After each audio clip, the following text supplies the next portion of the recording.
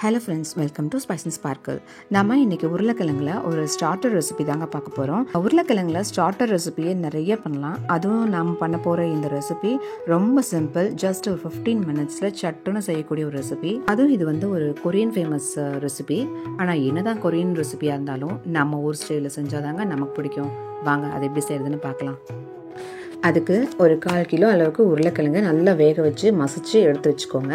அதோட அரிசி மாவு ஒரு 1/2 கப் அளவுக்கு, அப்புறம் கொஞ்சம் உப்பு, தண்ணி எதுவும் சேர்க்காம நல்லா பிசைஞ்சுக்கோங்க. ரொம்ப பிசுன்னு இருக்குன்னா லைட்டாக ஆயில் மட்டும் நீங்கள் ஸ்ப்ரே பண்ணி பிசைஞ்சுக்கோங்க. சப்பாத்தி மாவு அளவுக்கு நம்ம இதை பிசைஞ்சிக்கலாம்.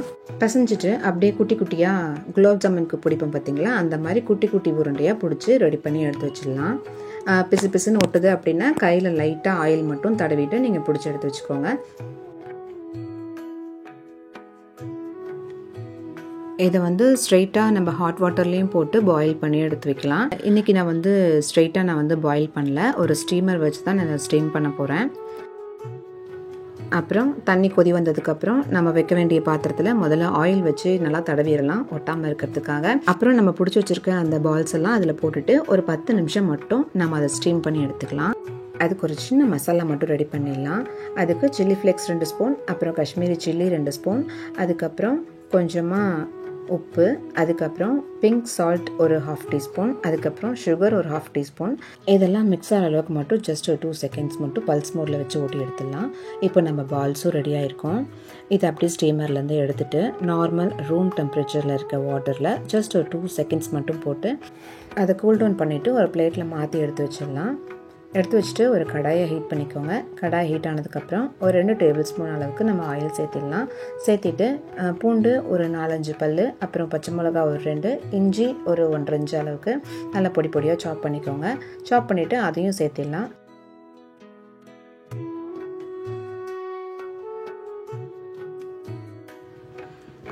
அதை நல்லா கோல்டன் ப்ரௌன் ஆனதுக்கப்புறம் கொஞ்சமாக கருவேப்பிலை நல்லா பொடி நறுக்கி சேர்த்திக்கோங்க. அதுக்கப்புறம் கொஞ்சம் ஹெல்த்தியாக இருக்கட்டுமே அப்படின்றதுக்காக நான் இங்கே கேரட் சேர்த்திருக்கேன். கேரட் ஆப்ஷனல் தான், உங்களுக்கு வேணும்னா சேர்த்திக்கோங்க, இல்லைனா அதை நீங்கள் ஸ்கிப் பண்ணிக்கலாம். கேரட் ஓரளவுக்கு லைட்டாக வெந்துட்டால் போதும். அதுக்கப்புறம் நம்ம அரைச்சி வச்சுருக்க அந்த மசாலாவை நம்ம சேர்த்திக்கலாம். கேரட் ஓரளவுக்கு நல்லா வணங்கினதும், ரொம்ப வேகணுன்றதில்ல, ஜஸ்ட் ஒரு 2 செகண்ட்ஸ் மட்டும் வணக்கினா போதும். அது நல்லா கொஞ்சம் வணங்கினதுக்கப்புறம் ஒரு table spoon soya sauce, 2 table spoon tomato ketchup இல்லாட்டி டொமேட்டோ சாஸ் எது இருந்தாலும் ஓகே. சில்லி சாஸ் இருந்தால் கூட சில்லி சாஸ் உங்களுக்கு இன்னும் ஸ்பைஸியாக வேணும்னா நீங்கள் சேர்த்துக்கலாம். நான் இன்றைக்கி இந்த காரமே போதும் அப்படின்றதுனால அதை நான் அவாய்ட் பண்ணிடுறேன். அதுக்கப்புறம் நம்மளோட பொட்டேட்டோ பால்ஸை அப்படியே இதில் போட்டுட்டு எல்லா பக்கமும் மசாலாலாம் கோட் ஆகிற அளவு மிக்ஸ் பண்ணி விட்டுட்டு வெள்ளை எள்ளு ஒரு ஸ்பூன் அளவுக்கு சேர்த்துட்டு நம்ம ஆல்ரெடி ரெடி பண்ணி வச்சுருந்த இந்த ஸ்பைஸ் பவுடர் மீதி இருந்தால் அதை போடுங்க, இல்லாட்டி ரெட் சில்லி பவுடர் ஒரு 1/2 டீஸ்பூன். இது எதுக்காகனா நம்ம ரெடி பண்ணி வச்சுருக்க மசாலாவில் நம்மளோட பொட்டேட்டோ பால்ஸ் நல்லா பைண்ட் ஆகிறதுக்காக தான். ஓரளவுக்கு நல்லா பைண்ட் ஆனதுக்கு அப்புறமா ஸ்ப்ரிங் ஆனியன்ஸ் அது கொஞ்சமாக, இது ஆப்ஷனல் தான், இருந்தால் போட்டுக்கலாம், இல்லாட்டி ஸ்கிப் பண்ணிடலாம். இது போட்டதுக்கப்புறம் ரொம்ப நேரம் கிளற வேண்டாம், ஏன்னா ரொம்ப சீக்கிரம் அது சுருங்கி போயிடும். அதுக்கப்புறம் கை நிறைய கொத்தமல்லி தழை எவ்வளோ கிடைக்குதோ அவ்வளோ நல்லா பொடி பொடியாக சாப் பண்ணி மேலே போட்டுட்டு அடுப்பு ஆஃப் பண்ணிடலாம். அவ்வளோதான், கொரியன் பொட்டேட்டோ பால்ஸ் நம்ம ஊர் ஸ்டைலில் பக்காவாக ரெடி ஆயிடுச்சு.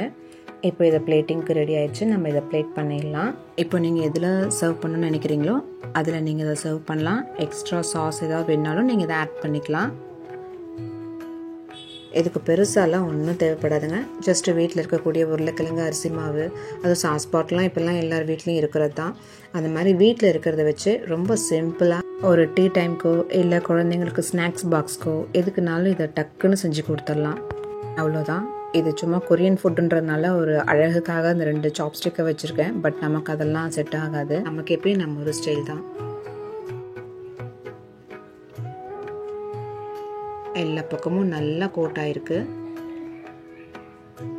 நல்லா பயங்கர சாஃப்டாக, நல்லா ஜூஸியாக, உண்மையாலுமே பக்காவாக வந்திருக்கு. நீங்களும் ஒரு முறை இதை ட்ரை பண்ணி பார்த்துட்டு எப்படி வந்திருக்குன்னு கமெண்ட்டில் சொல்லுங்கள். வீடியோ கண்டிப்பாக உங்களுக்கெல்லாம் பிடிக்கும்னு நினைக்கிறேன். பிடிச்சிருந்தா லைக் பண்ணுங்கள், ஷேர் பண்ணுங்கள், சப்ஸ்கிரைப் பண்ணுங்கள். நம்ம வீடியோஸை பார்க்குற ஃப்ரெண்ட்ஸ் யார் இன்னும் சப்ஸ்கிரைப் பண்ணாமல் இருக்கீங்களோ சப்ஸ்கிரைப் பண்ணிவிட்டு பெல் ஐக்கானையும் கிளிக் பண்ணிட்டீங்கன்னா நான் போடுற வீடியோஸோட நோட்டிஃபிகேஷன் உங்களுக்கு வந்து சேரும். Eat healthy and stay healthy. Stay tuned for upcoming videos and thanks for watching.